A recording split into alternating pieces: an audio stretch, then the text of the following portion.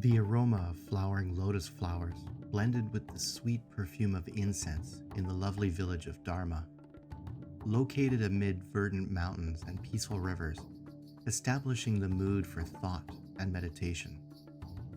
Every nook and cranny of Dharma spoke of tranquility, but its most quiet area was a tranquil pond where lotus blooms drifted elegantly, their petals swaying to the sweet sounds of nature.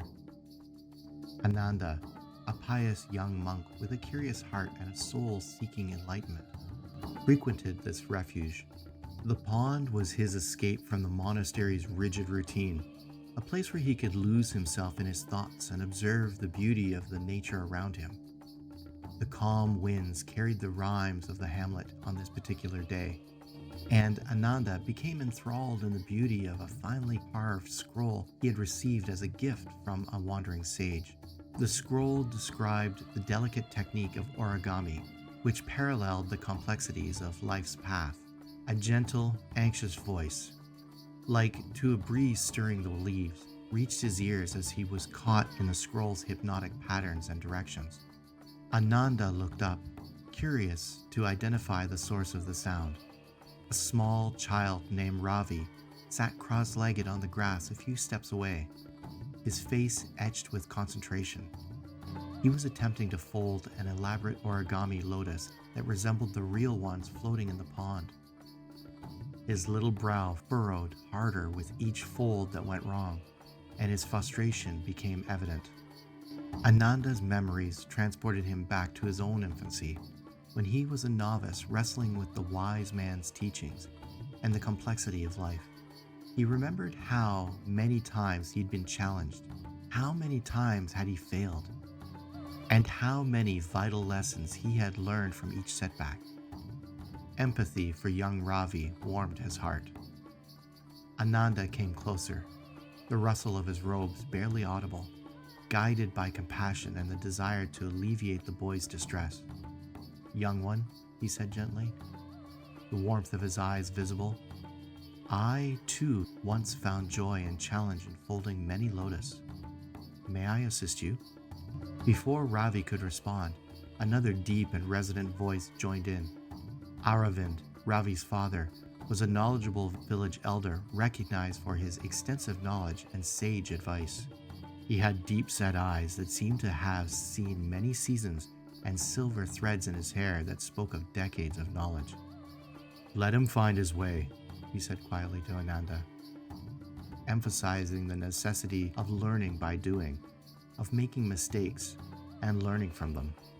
Nonetheless, Ravi handed up the delicate paper to Ananda with the innocence and impatience of childhood.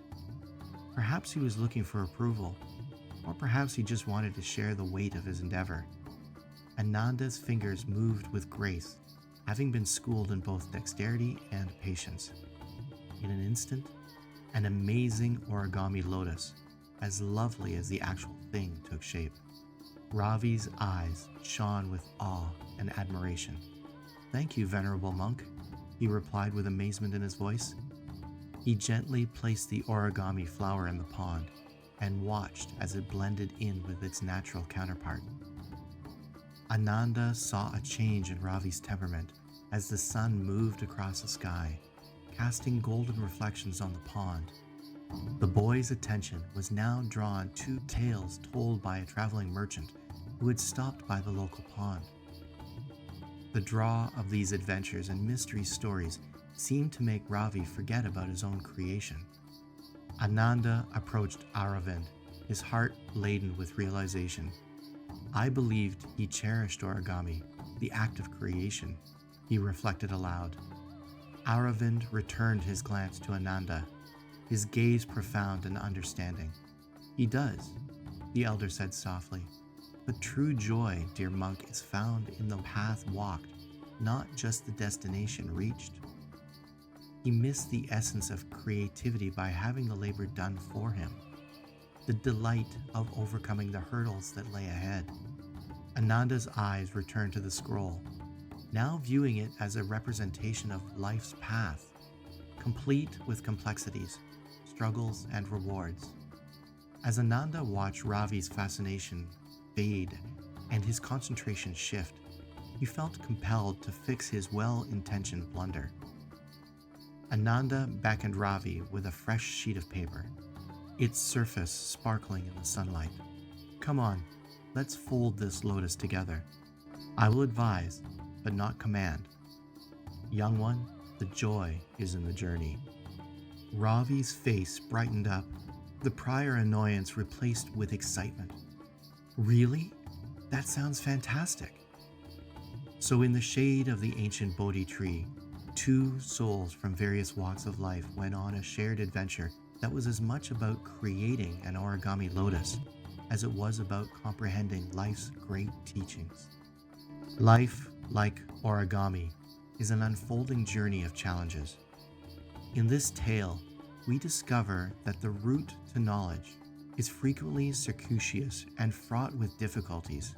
While wise beings like Ananda provide essential wisdom, our personal experiences mold us tremendously. Young minds should be given the opportunity to explore and learn. Protecting kids or simplifying their chores may deprive them of important life lessons. The substance of life is found not only in our accomplishments, but also in the trials we confront and lessons we gain along the way, reflecting the wise man's everlasting teachings.